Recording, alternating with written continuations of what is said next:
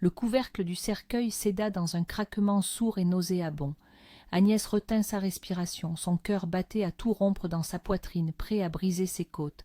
La lumière lunaire, froide et implacable, arracha à l'obscurité de la tombe le vide. Le cercueil était vide. Où est-il?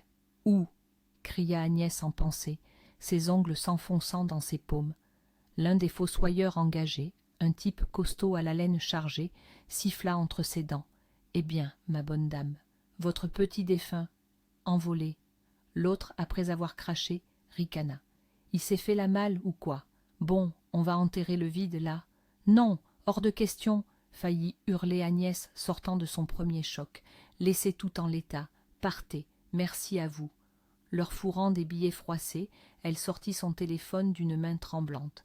D'abord à Chloé, la fidèle amie de son fils, puis à la police. Comment en était-elle arrivée à cette folie, à déterrer une tombe au milieu de la nuit, sous le regard curieux de la lune indifférente? Tout avait commencé avec cet appel terrifiant. « Votre fils, Léo Dubois, est décédé. Crise cardiaque. » Agnès s'était effondrée au sol. Le monde s'était brisé en une myriade d'éclats pointus. Léo, son fils unique, arraché au destin, sa lumière, son oxygène. Un garçon sain, fort, un athlète, et soudain une crise cardiaque absurde. Puis les documents étaient arrivés. Chloé, la fiancée de Léo qui s'était précipitée aussitôt, fut la première à remarquer l'incohérence. Tata Agnès, c'est écrit, pneumonie, sa voix tremblait. Comment? Pourquoi une telle différence? Au bureau militaire, il s'était contenté de hausser les épaules.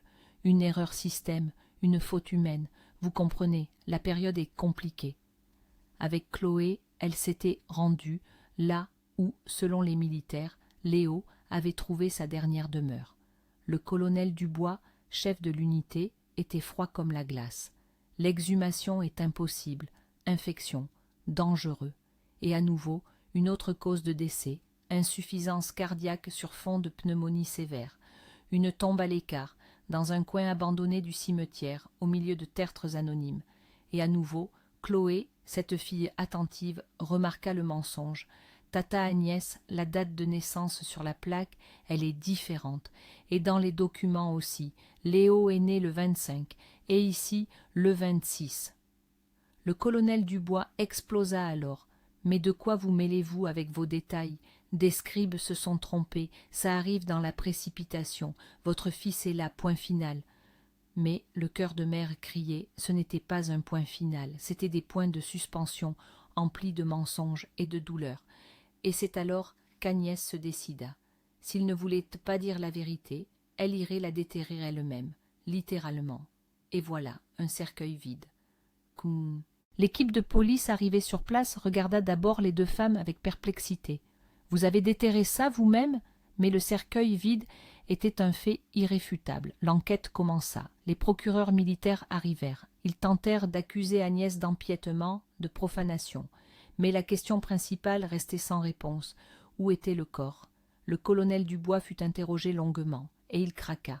La terrible vérité éclata. Léo, avec d'autres jeunes appelés, avait essuyé un véritable tir d'artillerie lors d'un exercice. Les gars s'étaient dispersés. Il les avait tous retrouvés, sauf Léo. Apparemment, le gamin a été tué, marmonna sourdement le colonel. Et le corps? Le corps n'a pas été retrouvé.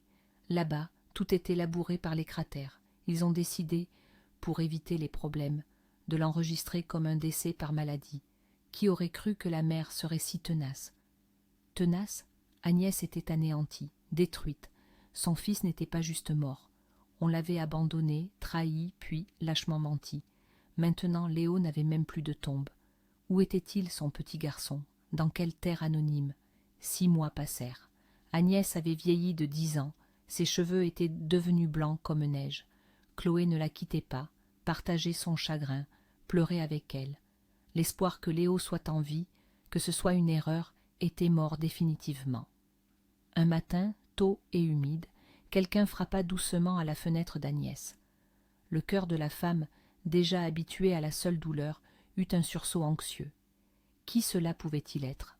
Elle se leva difficilement, s'approcha de la porte, regarda dans le judas et se figea. Devant elle se tenait Léo, amaigri, avec un regard inconnu, d'adulte, mais vivant. Son Léo. Maman, je suis de retour. La voix de son fils était rauque mais si familière. Agnès ne se souvint pas avoir ouvert la porte. Le monde vacilla, et elle tomba dans l'obscurité. Elle se réveilla dans son lit, recouverte d'un plaid. À côté d'elle, Léo était assis et tenait sa main. Vivant. Chaud. Mon fils, comment est-ce possible? On m'a dit, tu étais mort, murmura Agnès, craignant de ne pas croire ses yeux. Ils se sont trompés, maman, soupira Léo. Quand l'artillerie a commencé à tirer, j'ai été gravement commotionnée. Je me suis réveillée déjà en captivité. Tous ces longs mois douloureux, ils l'avaient retenu dans une cave avec d'autres prisonniers.